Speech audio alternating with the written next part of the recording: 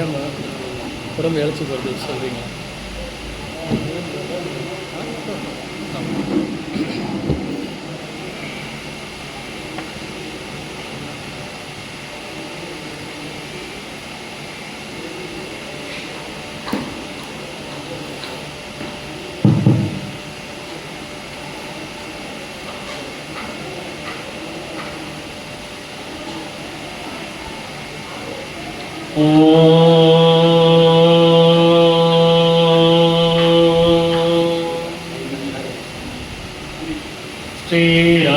ஸ்ரீராமலிங்காய நமः.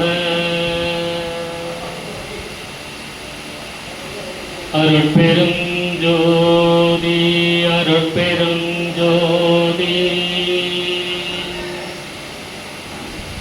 தனிப்பெரும் கருணை அருட்பெருஞ்சோதி.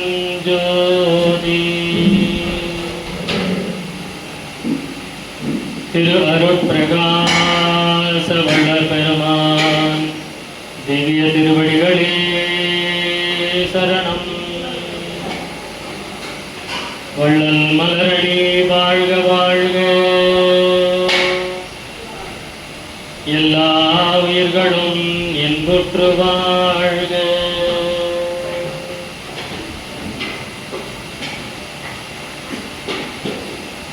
அனைவருக்கும் இனிய பகல் வணக்கம்.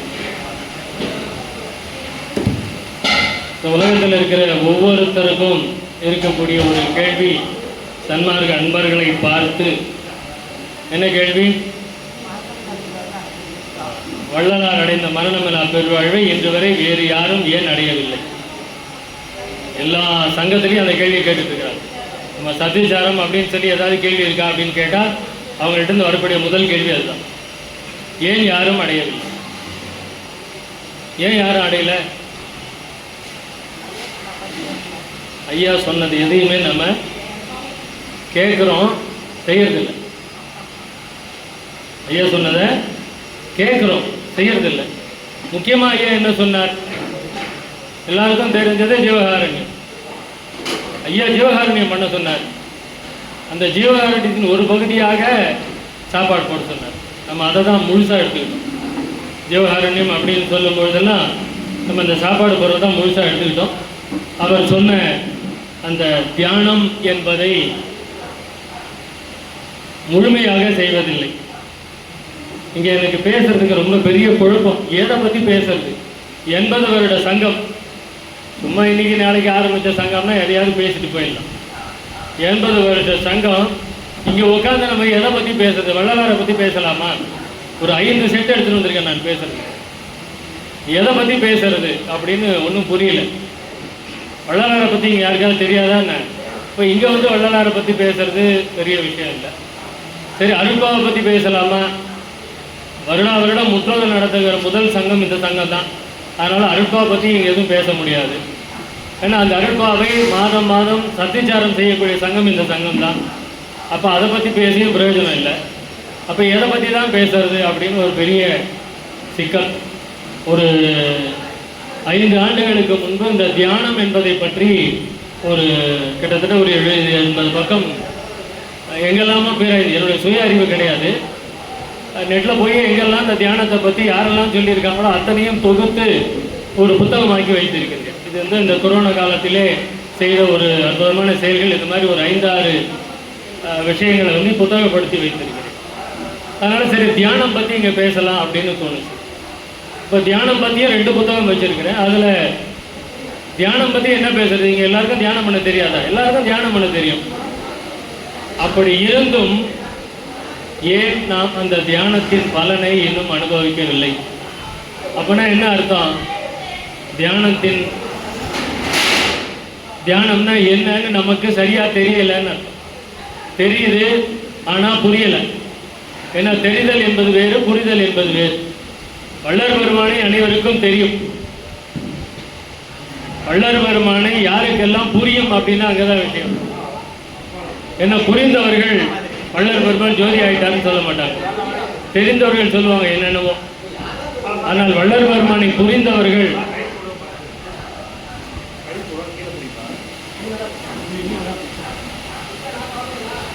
வள்ளல் பெருமானை புரிந்தவர்கள் அவர்கள் தேகத்தோடு இருக்கிறார்கள் என்று சொல்லுவார்கள், தெரிந்தவர்கள் சொல்ல மாட்டாங்க. அப்ப இங்கே அந்த புரிதல் என்பது மிகவும் அவசியம். அப்ப தியானம் அப்படின்னு சொன்னா அது என்ன புரிதலை நம்மிடத்திலே வைத்திருக்கிறது அப்படிங்கிறத கொஞ்சம் பார்க்கலாம் அப்படிங்கிற ஒரு எண்ணம்.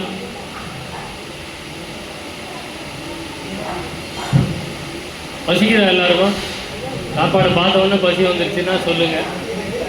இல்லை அப்படின்னா நான் கொஞ்சம் கடின சித்தன்.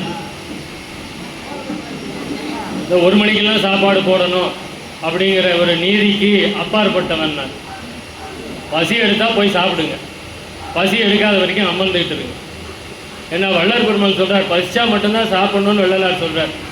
நம்ம எத்தனை பேர் பசிச்சா மட்டும் சாப்பிட்றோம்? எவ்வளோ பேர் பசிச்சா மட்டும் சாப்பிட்றீங்க? கை தூக்குங்க.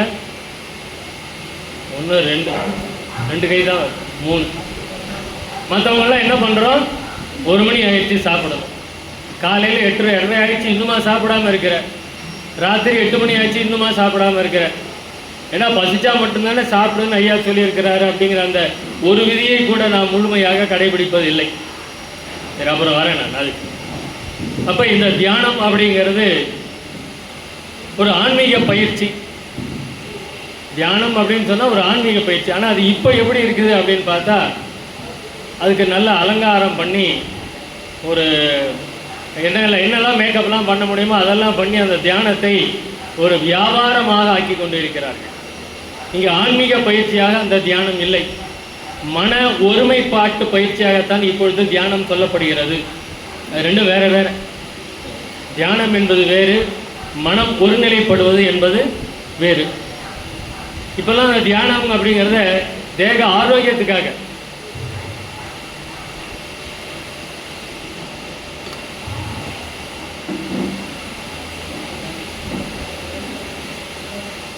தேக ஆரோக்கியத்துக்காகவும் மனசு நல்லா இருக்கணுங்கிறதுக்காகவும் சொல்லிக் கொடுக்கப்படுகிற ஒரு பயிற்சியாக இருக்கிறது.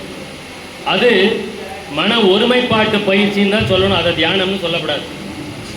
மன ஒருமைப்பாட்டு பயிற்சி அதுதான் இப்போ 99% நடந்து கொண்டு இருக்கிறது. அதுலேயும் நல்ல பலன் கிடைக்குது. பிளட் ப்ரெஷரை நீக்குதுன்றாங்க. தியானம் பண்ணிங்கன்னா பிபி குறையுது, மனசு அந்த பால்பிட்டேஷன் வர்றது கிடையாது, கொஞ்சம் ஆரோக்கியமாக இருக்கிற மாதிரி ஃபீல் பண்ணுறேன் அப்படிங்கிறாங்க. மனசு அந்த ஸ்ட்ரெஸ் இல்லை அப்படிங்கிறாங்க. அப்போ அதெல்லாம் அந்த தியானத்தினால் கிடைக்கக்கூடிய நன்மைகள் அப்படின்னு சொல்கிறாங்க. அது அந்த மனம் ஒருமைப்பாட்டினால் கிடைக்கக்கூடிய நன்மைகள். அப்போ அது முழுவதும் தவறு அப்படின்னு சொல்கிறதுக்கு இல்லை. ஆனால் இந்த உலகியல் நெருக்கடிகளில் சிக்கி திணறும் எண்ணற்ற மனிதர்களுக்கு, முக்கியமாக இந்த ஐடி கம்பெனியில் வேலை செய்கிறவங்களுக்கு, இப்போ 90% ஐடி கம்பெனி தான்.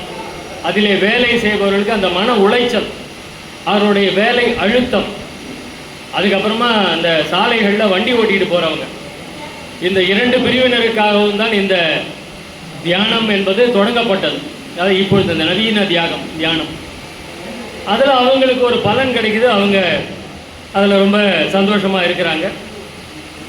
ஆனால் ஆன்மீக தியானம் அப்படின்னு வரும் பொழுது அதை 2 வகையாக பிரிக்கலாம்.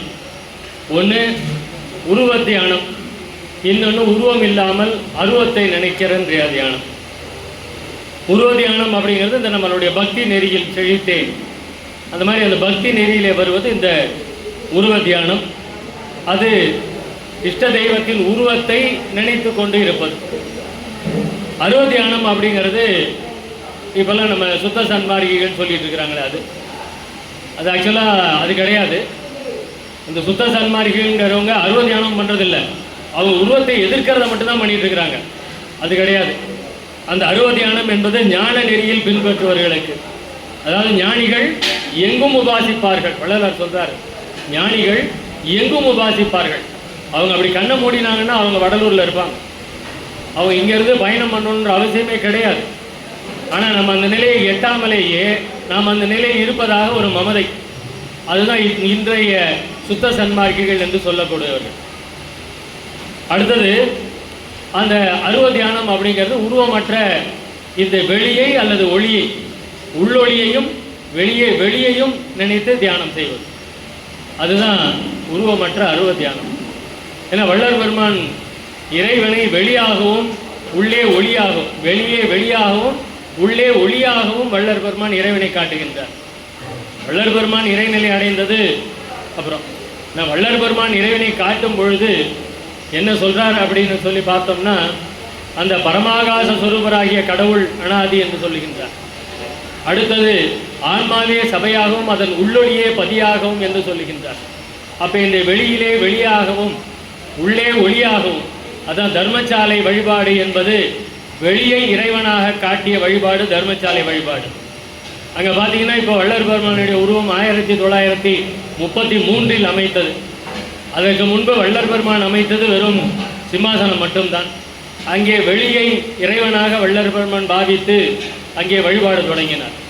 அடுத்து ஞான சபையிலே நமது ஆன்மாவின் உள்ளே இருக்கக்கூடிய அந்த ஒளியை அடிப்படையாக கொண்டு அந்த இடத்திலே ஒரு திரைகளை அமைத்து, அந்த திரைகள் என்பது ஆன்ம அறிவை விளக்கமின்றி மூடியிருக்கின்ற திரைகள் என்று நமக்கு அந்த ஆன்மாவின் பிரகாசத்தை எடுத்து காட்டுவதுதான் ஞான சபை. அது இறைவனை கூட எடுத்து காட்டவில்லை, ஆன்மாவின் பிரகாசத்தை எடுத்து காட்டுவதுதான் ஞான சபை. நாம் இப்பொழுது கண்டு கழித்து கொண்டு வருகின்ற ஜோதி தரிசனம். அது ஆன்ம பிரகாசத்தை மறைத்து கொண்டிருக்கக்கூடிய திரைகள். அந்த திரைகள் நீங்களால் நமக்கு தெரியக்கூடியது ஆன்ம பிரகாசம். அதற்கும் உள்ளிருக்கக்கூடிய பிரகாசம் கடவுள் பிரகாசம் என்று வள்ளல் பெருமான் சொல்லுகின்றார். அத்தகைய அந்த பிரகாசத்தை நாம் காண வேண்டும் என்றால் இந்த தியான முறையை பின்பற்ற வேண்டும். மன ஒருமைப்பாட்டு முறை என்கின்ற தியான முறை நமது புற ஒழுக்கங்களுக்கு சரியாக இருக்குமே ஒழிய இறைவனை காண்பதற்கோ நமது ஆன்மாவை உணர்வதற்கோ அது எந்த வகையிலும் உதவி செய்யாது. இதை புரிந்து கொள்ள வேண்டும். அடுத்தது, இந்த ஆன்மீக தியானத்திற்கு மன ஒருமைப்பாடும் மனப்பக்குவமும் மிகவும் அவசியம். மன ஒருமைப்பாடு, ஆன்மீக ஒருமைப்பாடு என்று வள்ளல் பெருமான் சொல்லுவார். ஆனால் இங்கே மன ஒருமைப்பாடு, அந்த மன ஒருமைப்பாடு என்பதே நம்மிடத்திலே இல்லை. அதாவது எந்த மனிதனாலும் சரி, அவனால் தனது மனத்தை ஏதாவது ஒரு பொருளில் நிலைநிறுத்த முடியும். ஏதாவது ஒரு பொருளில் அவனுடைய மனத்தை நிலைநிறுத்த முடியும். யாரால் வேணாலும் முடியும். ஆனால் இதை தான் தியானம்னு நினைச்சிட்டு இருக்கோம். ஆனால் இதைத்தான் தியானம் என்று நினைத்து கொண்டு என்னால் நான் தியானம் பண்ணிட்டு இருக்கிறேன் அப்படின்னு சொல்லிட்டு இருக்கிறோம். ஆனால் தோல்வி மேல் தோல்வி ஏற்படுகின்றது. அதுக்கப்புறம் என்ன சொல்றோம்? 10 வருஷம் தியானம் பண்றேன், ஆனால் எனக்கு எந்த விதமான அனுபவமும் கிடைக்கவில்லை. இவ்வளோ வருஷம் தியானம் பண்றேன், ஆனால் எனக்கு எந்த விதமான அனுபவமும் கிடைக்கவில்லை அப்படின்னு சொல்லிட்டு இருக்கோம். அப்போ அந்த மனதை ஒருமைப்படுத்துவது தியானம் நினைச்சிட்டு இருக்கிறோமே, அதனால தான் எந்த ஒரு அனுபவமும் நமக்கு கிடைக்கவில்லை. மன ஒருமைப்பாட்டிற்கும் தியானத்திற்கும் உள்ள வித்தியாசம் என்ன, அதுதான் இன்னைக்கு நம்ம பார்க்க போறோம். மன ஒருமைப்பாட்டிற்கும் தியானத்திற்கும் என்ன வேறுபாடு? நம்ம எல்லாம் கண்ணை மூடிக்கிட்டு அப்படியே உட்காந்துக்கிறோம். நான் காலையில் தியானம் பண்ணுறேன், சாயங்காலம் தியானம் பண்ணுறேன், மத்தியானம் தியானம் பண்ணுறேன். நம்ம கண்ணை மூடிக்கொண்டு மனதை ஒருநிலைப்படுத்த முயற்சி செய்கின்றோம். அதை தான் தியானம்னு சொல்லிட்டு இருக்கிறோம்.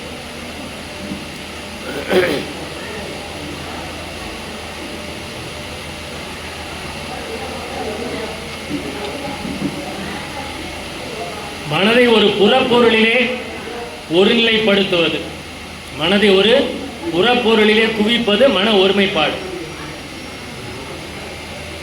மனதின் உண்மையான இருப்பிடம் அல்லது பிறப்பிடம் அதிலே குவிப்பது தான் தியானம். அதிலே குவிப்பது தான் தியானம். இந்த மனசு அப்படிங்கிறது அது பின்னாடி அதை பற்றி சொல்கிறேன்.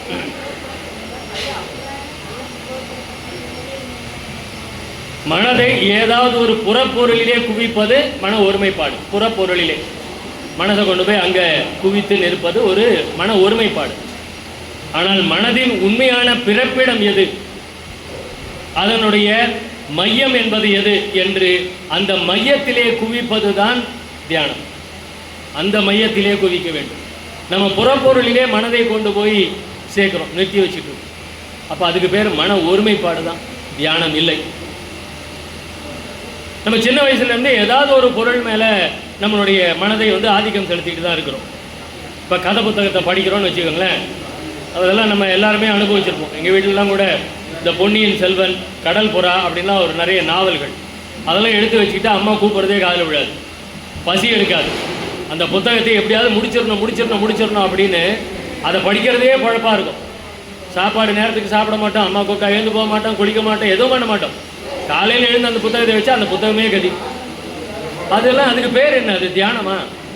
அப்போ அந்த புத்தகத்தின் மீது இல்லை சினிமா பார்க்குறோம், ஒரு சினிமா போய் உட்காந்துட்டோம் அப்படின்னா வீட்டு ஞாபகம் ஏதாவது வருதா? ஒன்றும் வராது. அப்படியே அந்த கேரக்டரில் அப்படியே லயிச்சு போயிடும்.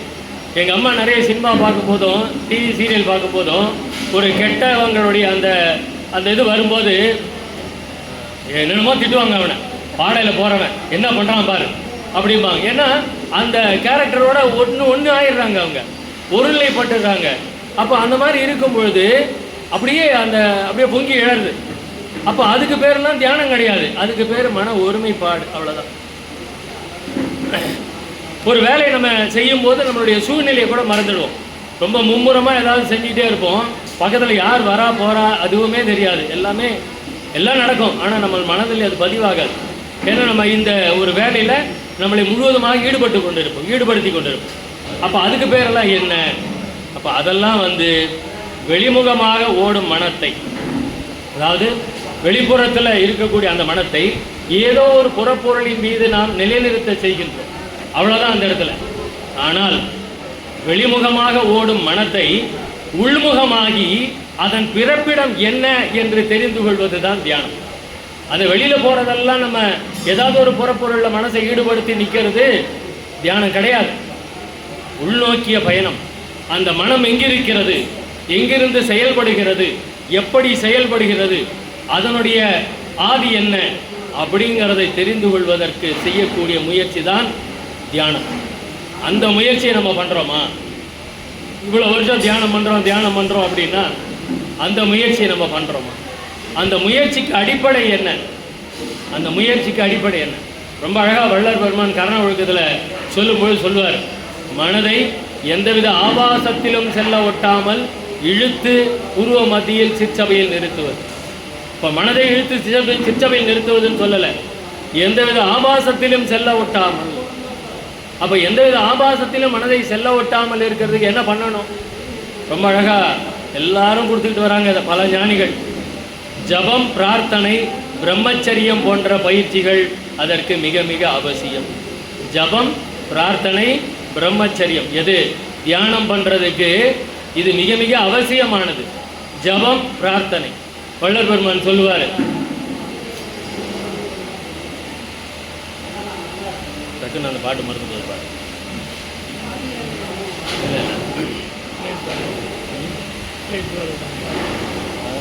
மனது சரி வர அது ஞாபகம் வரும்போது சொல்றேன்.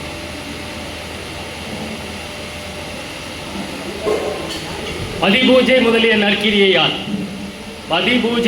நற்கிரியையால் மனமெனும் பசுகரணம் அசுத்த பாவனையற சுத்த பாவனையில் நிற்கும். அப்ப மனசு சுத்த பாவனையில் நிற்கணும்னா என்ன பண்ணணும்? பதிபூஜை முதலிய நற்கிரியை மிக மிக அவசியம். சுத்த சன்மார்க்கத்தில் அதெல்லாம் வேணாங்கிறாங்க. அது இருந்தால்தான் சுத்த சன்மார்க்கம், இல்லாட்டி அது சுத்தமில்லாத மார்க்கம். இதை முதல்ல நம்ம புரிஞ்சுக்கணும். பதிபூஜை எங்கே இல்லையோ அங்கே சுத்தம் இல்லை. பதிபூஜை முதலிய நற்கிரியால் மனமெனும் பசுகரணம் அசுத்த பாவனையற சுத்த பாவனையில் நிற்கும். பதி யோக நிலைமை அதனால் மதி அதில் அடங்கிடும். அப்போ மனசு எப்போ அடங்கும் அப்படின்னா அதுக்கு அடிப்படை. அப்போ இங்கே ஜபம், பிரார்த்தனை, பிரம்மச்சரியம் போன்ற பயிற்சிகள் மிக மிக அவசியம். இந்த மனம் எங்கிருந்து உதயமாகிறது? பொழுது விடிந்தது என் உள்ளமென் கமலம் பூத்தது. ஐயா சொல்றார், உள்ளமென் கமலம் பூத்தது. இந்த தாமரை மலரணுமா? அது மலரணும். அது மலர மலர நம்மளுடைய மூளையை தாமரை மலருக்கு தான் உதாரணமாக காமிக்கிறாங்க, உவமையாக காமிக்கிறாங்க. அப்போ அது மலர மலர அறிவு விளக்கம் உண்டாகும். எல்லாவற்றையும் தெரிந்து கொள்ளலாம். மொத்த பிரபஞ்சமும் நமது இந்த 250 கிராம் மூளையா 150 கிராமா, அந்த 250 கிராம் மூளையில் மொத்த பிரபஞ்சமும் அடங்கி விடுகிறது. நடந்தது, நடக்க போவது, நடந்து கொண்டு இருப்பது அத்தனையும் நம்மள்கிட்ட ஆல்ரெடி இருக்கு. ஆனால் அதை நாம போய் எடுத்து பார்க்கறதே கிடையாது.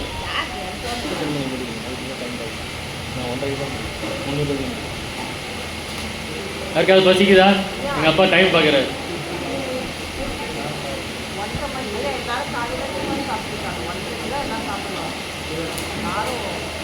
பொங்கல் சாப்பிட்ருக்குறோம், மோர் வேறு குடிச்சிருக்கிறோம் இல்லையா? அப்போ கொஞ்சம் பொறுத்துக்கோங்க, மனசுக்குள்ளே திட்டிக்கோங்க. அப்போது இந்த ஆன்மீக மையத்தை மனம் எதில் துவங்குகின்றது, மனம் எதிலிருந்து வருகின்றது என்று தெரியாமல் இருக்கக்கூடியவன்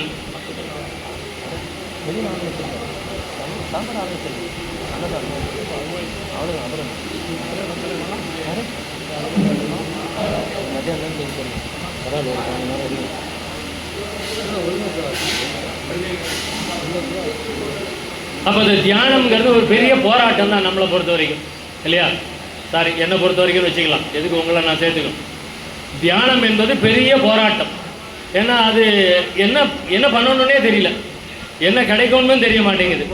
அப்போ மனதை உள்முகமாக திருப்பி அதன் பிறப்பிடத்தில் நிலைநிறுத்துவது தான் தியானம். அதனுடைய பிறப்பிடத்தில், அதாவது உள்ளமென் கமலம் பூத்ததுங்கிறார். அப்போ இந்த பிரார்த்தனை, ஜபம், பிரம்மச்சரியம் இந்த சாதனைகளால் அந்த தாமரை மலரை மலரச் செய்த பின் மனம் அங்கே இயல்பாக குவிகின்ற நிலைதான் தியானம். மனம் அங்கே இயல்பாக குவிகின்ற நிலைதான் தியானம். இந்த மன ஒருமைப்பாட்டில் எல்லா பொறிகளும் வேலை செய்யும். மனம் ஒருமைப்படும் பொழுது எல்லாமே வேலை செஞ்சுக்கிட்டே தான் இருக்கும் இல்லையா?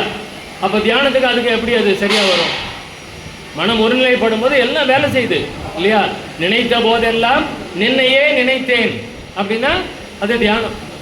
மன ஒருமைப்பாடு, நினைத்த போதெல்லாம் நின்னையே நினைத்தேன். அப்போ மனம் அங்கே செயல்பட்டு கொண்டு இருக்கிறது, பொறிகள் எல்லாம் செயல்பட்டு கொண்டு இருக்கின்றது. அப்போ அது அடுத்தது நினைப்பற நின்ற போது, ஐயா அடுத்த வார்த்தையை ரொம்ப அழகாக சொல்றாரு. நினைப்பற நின்ற போது என்னை தனியாக்கி நின்கனே நின்றேன். அப்போ அந்த நினைப்பற நின்ற போது அதுதான் தியானம். நினைப்பற நின்ற போது அது இன்னும் தவங்கிற நிலைக்கு அடுத்தபடியாக போகும். இப்போ நம்ம மன ஒருமைப்பாடு, அப்புறம் ஒரு தியானம் அப்படிங்கிறத பற்றி பார்த்துக்கிட்டு இருக்கோம். அந்த தியானம் என்பது தவமாக மாற வேண்டும், அது அடுத்த நிலை. இப்போது இந்த மன ஒருமைப்பாட்டில் எல்லா பொறிகளும் வேலை செய்து கொண்டிருக்கின்றோம். தியான வேலையிலே மற்ற பொறிகள் எல்லாம் அடங்கி மனம் மட்டும் செயல்பட்டு கொண்டிருக்கும். ஏன்னா மனது அங்கே ஒன்றை நினைத்து கொண்டிருக்கிறது. அப்போ அந்த மனம் மட்டும் செயல்பட்டு கொண்டிருக்கும் இந்த தியானத்திலே. ஆனால் தவத்திலே மனமும் செயல்படக்கூடாது. மனமும் செயல்படக்கூடாத நிலை தான் தவம். அது இன்னும் அடுத்த ஒரு நிலை, அது மனமும் செயல்படாத நிலை. அதுக்கப்புறமா போகலாம். ஆனால் இந்த மனம் செயல்படும் போது பார்த்தல், கேட்டல், நுகர்தல் அதெல்லாம் அடங்கியிருக்கும். இந்த கண்ணு, காது, மூக்கு, வா எல்லாம் அடங்கியிருக்கும் அதே அந்த தியானத்தின் போது. ஆனால் மன ஒருமைப்பாட்டில் அப்படி கிடையாது. அடுத்தது இந்த எண்ணங்கள், இந்த கடல் போல அது எப்போ அடங்கிறது? நம்ம நிறைய சொல்லுவோம், அலை எப்போ உயருது, எப்போ கடலில் குளிக்கிறது. இந்த மனம் எப்போ அடங்கிறது, எப்போ நம்ம ஆண்டவனை பார்க்கறது இல்லையா? அப்போ கடல் அலை போல தான் அது இருந்துக்கிட்டு இருக்குது நம்மளுக்கு. அது எப்போ உயருது, அது பாட்டுக்கு வந்துக்கிட்டே தான் இருக்குது. கண்ணை மூடிட்டு உட்காந்தோம் அப்படின்னா, கண்ணை திறந்துக்கிட்டு பேசிட்டு இருக்கும்போது கூட மனசு 1-2 எண்ணம் தான் வருது. ஆனால் அந்த கண்ணை மூடி உட்காந்தோம் அப்படின்னா கடந்த காலம், நிகழ்காலம், எதிர்காலம் ஒன்று விட்டு வைக்கிறது இல்லை, அப்படியே சும்மா பறக்குது. அந்த அளவுக்கு கட்டுக்கடங்கா மனப்பரியை அப்படின்னு வள்ளலார் சொல்லுவார். அது கட்டுமிடத்தை கட்டுவிடுது, அது வேற நிலை. அப்போ நம்மளாம் என்ன நிலையில் இருக்கணும்னா கட்டுக்கடங்கா மனப்பறிங்கிற அந்த நிலையில தான் இன்னும் இருக்கிறோம் ஒழிய அதை கட்டுமிடத்தே கட்டுவித்துன்ற நிலைக்கு வந்துட்டோமா, அதுதான் தியானம். அதை கட்டுமிடத்தை கட்டு மனமடங்கும் திறத்தினில் ஓரிடத்தே இருந்தறியேன். சரி, ஓகே, நம்மளுக்கு தான் அந்த யோகிதை இல்லை. அறிந்தோரை ஏற்றிடவும் அறியேன். அப்படி மனம் அடங்கி தியானம் பண்ணுறவங்களையாவது நம்ம போய் பார்த்து என்ன ஏதுன்னு கேட்டுக்கிறோமா? இல்லை, அறிந்தோரை ஏற்றிடவும் அறியேன். அவன் கிடக்குறாங்க, நம்மளே உட்காந்து முயற்சி பண்ணுவோம், நம்மளுக்கு கிடைக்காதா என்ன? எல்லாரும் நிறைய பேர் சொல்லிக் கொடுக்கு, சுத்த சன்மார்க்கத்திலேயே சொல்லிக் கொடுக்குறாங்க. நீ யார்கிட்டையும் போய் கேட்காத, யாரையும் குருவாக ஏற்றுக்காத, வள்ளல் பெருமானையும் குருவாக ஏற்றுக்கொள்ளுங்கள். வள்ளல் பெருமான் வந்து உங்களுக்கு தெரிவிப்பார். எப்போ வள்ளல் பெருமான் பல இடங்களில் குருமுகம் அறிகைன்னு கொடுக்குறாரு. அவருன்னா பைத்தியமான அவர். குருமுகம் அறிக, குருவிடத்திலே எதை தெரிந்து கொள்ள வேண்டுமோ அதை குருவிடத்திலே தெரிந்து கொள்ள வேண்டும். மாதா பிதா குரு தெய்வம், தெய்வத்தை காட்டுவது யார்? குரு. ஆனால் நம்ம சன்மார்க்கத்தில் குரு வேணான்ற அது ஒரு புரட்சி படை ஒன்று இருந்தது, குருவே வேணாம். அப்போது இந்த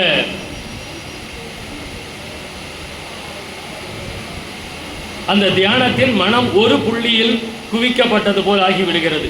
ஓர் எண்ண அலை மட்டுமே அங்கே இயங்குகிறது. இயங்கணும். மனம் ஓர் உருவம் அல்லது ஒரு பெயரில் நிலைநிறுத்தப்படுகிறது. மற்ற பெயர்களும் வடிவங்களும் உணர்வு பூர்வமாக அடக்கப்பட்டு விடுகின்றன. அந்த தியானத்தில் மீதி எல்லாம் அடக்கப்பட்டு விடுகிறது. அப்போ இங்கே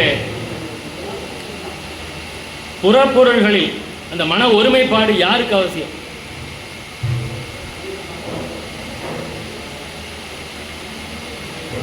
ஆசைகளிலிருந்து சிறிதாவது விடுபட்டு ஐயா சொல்வார், பற்றுகள் அனைத்தையும் பற்றற விட்டு அருளம்பல பற்றே பற்றுமினோ எற்றும் இரவீரே. மரண பெருவாழுக்கு ஒத்த வரியில வழி சொன்னவர் வள்ளர் பெருமான். பற்றுகள் அனைத்தையும் பற்றற விட்டு அருளம்பல பற்றே பற்றுமினோ என்றும் இரவீரே அப்படின்னு சொன்னார். ஆனால் நம்ம எந்த பற்றை விடுறோம்? ஒரு பற்றையும் சிறிதளவாவது விடுறோமா? காசிக்கு போயிட்டு வந்து வெண்டைக்காயை விட்டேங்கிறான், காசிக்கு போயிட்டு வந்து பாவக்காயை விட்டேங்கிறான். காசிக்கு எதுக்கியா போனோம், எதை விடணும்னு கூட தெரியறது கிடையாது நம்ம ஆட்களுக்கு, இல்லையா? அந்த மாதிரி நம்மளும் வருஷம் தைப்பூசத்துக்கு போய்கிட்டு இருக்கிறோம். எதை விட்டுட்டு வரோம்? எதையாவது விட்டு வரோமா? செருப்பு தான் விட்டு வரோம். அது கூட விட்டுட்டு வரதில்லை, தொலைஞ்சு போச்சேன்னு புலம்பிக்கிட்டே வேற வரும், இல்லையா? அதை கூட விட்டு வர்றது கிடையாது. நம்ம எந்த ஒரு பொருளின் மீது இருக்கக்கூடிய பற்றையும் சிறிதளவாவது விடுறோமா அப்படின்னா இல்லை. அங்கேதான் பிரச்சனை. ஆசைகளிலிருந்து சிறிதாவது விடுபட்டு நல்வழியில் வாழ்கின்ற ஒருவனால் மட்டுமே தியானத்தை வெற்றிகரமாக செய்ய முடியும்.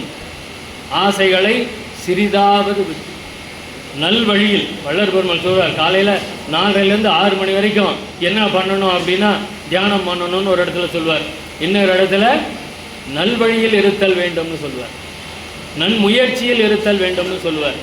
அப்போது ரெண்டுத்துக்கு என்ன வித்தியாசம் அப்படின்னா ரெண்டும் ஒன்று தான்.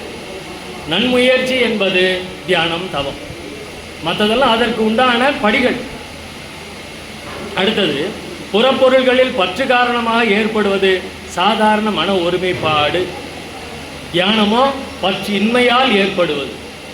அப்போ நான் தியானம் பண்ணுறேன்னு நான் போய் உட்காந்துட்டு சொன்னால் யாரும் நம்பாதீங்க, அது தியானம் கிடையாது, மன ஒருமைப்பாடு. பற்று இல்லாமல் இருப்பவனுக்கு மாத்திரமே தியானம் சாத்தியம். ஆசைகளை வென்றவனால் மட்டுமே தியானம் செய்ய முடியும். மற்றதெல்லாம் மன ஒருமைப்பாடு, ரெண்டுத்துக்கும் அதுதான் வித்தியாசம். வெறுமனே புலன்களை புற உலகிலிருந்து பிரிக்கின்ற பயிற்சி அல்ல தியானம். அது எல்லாத்தையும் விட்டு ஓடுறது மாதிரி. போட்டியிலே கலந்துக்கல அப்படின்னா நான் தோற்று போகலைன்னு சொல்லலாமா? போட்டியில் கலந்துக்கிட்டு ஜெயிக்கணும், இல்லை அட்லீஸ்ட் போட்டியிலேயாவது கலந்துக்கணும். நாம் போட்டியிலேயே கலந்துக்கிறது கிடையாது. ஏன்? தோற்றுருவோங்கிற பயம். தியானம் என்பது உண்மையை தேடுகின்ற சத்தியமான அதி தீவிர விருப்ப முயற்சி. அந்த இதயத்தின் ஆழங்களில் சென்று இறைவனை காண்பது தான் தியானம். அதுதான் தவம். நாம் ராத்திரியில் அப்படியே கையை தடவி வழி தேடுவோம், தெரியுங்களா? ராத்திரியில் எழுந்து இருட்டில் நடந்து போகணும், வாசலுக்கு போகணும் அப்படின்னா என்ன பண்ணுவோம்? அப்படியே கையை தொழவமா மாட்டோமா? அந்த மாதிரி போகிறது தான் பண்ணிட்டு இருக்கிற தியானம், இல்லையா? குருட்டுவமன் போல. அப்போ உண்மையான தியானம் எப்படி பண்ணணும்?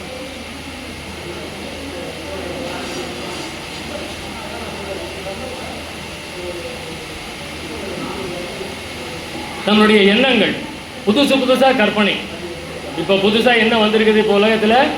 ஏஐ, இல்லையா? புதுசாக அப்படியே ஒரு ஃபோட்டோவை காமிக்கிறான், ஃபோட்டோலேருந்து அப்படியே அவங்க உயிரோடு ஏந்து கல்யாணத்தை அட்டன் பண்ணிட்டு திரும்ப ஃபோட்டோக்குள்ளார போயிடுறாங்க. இப்போ இருக்குது, அதெல்லாம் இப்போ ட்ரெண்ட் ஆகிடுச்சு. இந்த மாதிரி புதுசாக கற்பனை. இப்போ நேத்திக்கு ஒரு விஷயம் வந்திருக்கு. 2300 உலகத்தின் மனத்தொகை, மக்கள் தொகை எவ்வளோ இருக்கும் சொல்லுங்கள்? 2300 கணக்கு சொல்கிறான். 10 கோடி. எது? உலகத்தின் மக்கள் தொகை 2300 வெறும் 10 கோடி தான். அவ்வளோதான். ஏன்னா இப்போவே ஃபெர்டிலிட்டி சென்டர் எல்லா தெருவிலையும் இருக்கு. குழந்தையின்மை அப்படிங்கிறது இப்போவே அதிகமாகி ஃபெர்டிலிட்டி சென்டருங்கிறது எல்லா தெருவுக்கு தெரு வந்துருச்சு. அப்போ அதற்கெல்லாம் என்ன காரணம்? இதனுடைய அப்படியே வளர்ந்துக்கிட்டே போகும்பொழுது நம்ம விஞ்ஞானம், அறிவியல், நம்மளுடைய முன்னேற்றம் அப்படின்னு சொல்கிறதெல்லாம் நம்மை அழிப்பதற்காக நாமே ஏற்படுத்தி கொள்ளுது. சொந்த காசில் சூன்யம் வைத்து கொண்டிருக்கிறது. அதான் 2300 உலகத்தின் மக்கள் தொகை வெறும் 10 கோடி. 2300ஆம் ஆண்டு உலகத்தின் மக்கள் தொகை வெறும் 10 கோடி இல்லையா? இன்னும் கூட நிறைய ஆர்டிக்கல் வந்துக்கிட்டே தான் இருக்கு. இன்னும் கூட நிறைய ஆர்டிக்கல் வந்துகிட்டு இருக்கு. நிறைய ஆராய்ச்சி பண்ணிட்டு இருக்கிறாங்க. இப்போ பில்கேட்ஸ் ஒரு அற்புதமான ஆராய்ச்சி பண்ணியிருக்கிறார். இன்னும் 5 ஆண்டுகளில் 2025 2030 மனிதனால் மரணத்தை வெல்ல முடியும். 2030 எப்படின்னா அங்கதான் விஷயமே. அங்க ஆன்மீகம், தியானம், பயிற்சி அதெல்லாம் கிடையாது. ஒரு சிப் ஒன்று இருக்குது, அதை கண்டுபிடிச்சிருக்கிறாங்களாம். அந்த சிப்பை உடம்புக்குள்ளார செலுத்திட்டோம் அப்படின்னா உடலில் ஏற்படக்கூடிய அனைத்து நோய்களையும் அது உடனுக்குடனே சரி செய்து கொண்டே இருக்கும். அதனால மனிதனுக்கு மரணம் இல்லை. ஒரு வாரத்துக்கு முன்னாடி வந்த ஆர்டிக்கல் அவர் கொடுத்திருக்கிறார். சிப்பை சரி பண்ணிட்டாங்க, ரெடி பண்ணிட்டாங்களாம். அது இப்பொழுது சோதனை ஓட்டத்தில் நடைபெற்று கொண்டு வருகிறது. இன்னும் 5 ஆண்டுகளில் அந்த சிப்பு விற்பனைக்கு வரும். எப்படி ஐயா மரணமில்லா பெருவாழ்க்கை என்னெல்லாம் பாடுன்னு சொல்லியிருக்கிறாரு. இவன் உட்காந்துக்கிட்டு பணத்தை கொட்டி இது கடந்த 20-25 ஆண்டுகளாக இது நடந்துக்கிட்டு வருது. மரணத்தை வெல்றதுக்கு மாத்திரைகள், என்னென்ன விட்டமின், புரோட்டீன் என்னென்ன உண்டோ மனிதன் வாழ்வதற்கு அதெல்லாம் மருந்துகளாக, கெமிக்கலாக பண்ணி மாத்திரையை மட்டும் சாப்பிட்டு வாழ்ந்துட்டு இருக்கணும். அதுக்கு நிறைய பேரை வாடகைக்கு எடுத்து பல கோடிகள் கொடுத்து நிறைய பேர் இறந்து போயிருக்கிறாங்க. இப்போ அந்த மாதிரி ஒரு ஆராய்ச்சி நடந்துகிட்டு இருக்கு. 2030 மரணத்தை வெல்வதற்கு ஒரு சிப் கண்டுபிடிக்கப்பட்டிருக்கிறது அப்படின்னு ஆர்டிக்கல் வந்திருக்கு இல்லையா? இதெல்லாம் நம்ம தெரிஞ்சுக்கணும். அப்போ அது சாத்தியமாகுமா? சத்தியமாக ஆகாது. ஏனென்றால் இயற்கைக்கு விரோதமாக மனிதன் எதை கண்டுபிடித்தாலும் அது அவனது அழிவிற்குத்தான் பயன்படுமே ஒழிய மரணத்தை வெல்ல பயன்படாது. இதெல்லாம் நம்ம தெரிஞ்சுக்கணும்.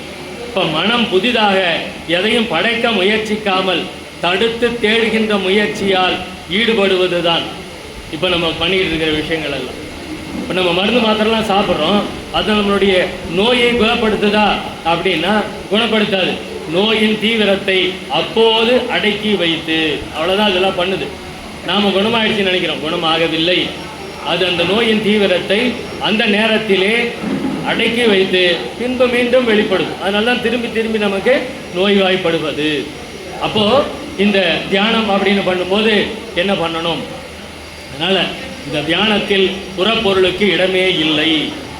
தியானத்திற்கு புறப்பொருளுக்கு இடமே கிடையாது. அங்கே ஆன்மாவே மனதை கட்டுப்படுத்த வேண்டும். மனதை மனதால் கட்டுப்படுத்த முடியாது. இதை நம்ம தெரிஞ்சுக்கணும். நம்ம மனசை கட்டுப்படுத்துகிறோம் அப்படின்னு மனசுன்னா மனதை மனதால் கட்டுப்படுத்த முடியாது. ஆன்மாவினால் மட்டுமே மனதை கட்டுப்படுத்த முடியும். எனவே ஒரு ஒருமைப்பாட்டில், மன ஒருமைப்பாட்டில் புறப்பொருள் மனத்தை கட்டுப்படுத்துகிறது. தியானத்தில் ஆன்மா அந்த மனத்தை கட்டுப்படுத்துகிறது.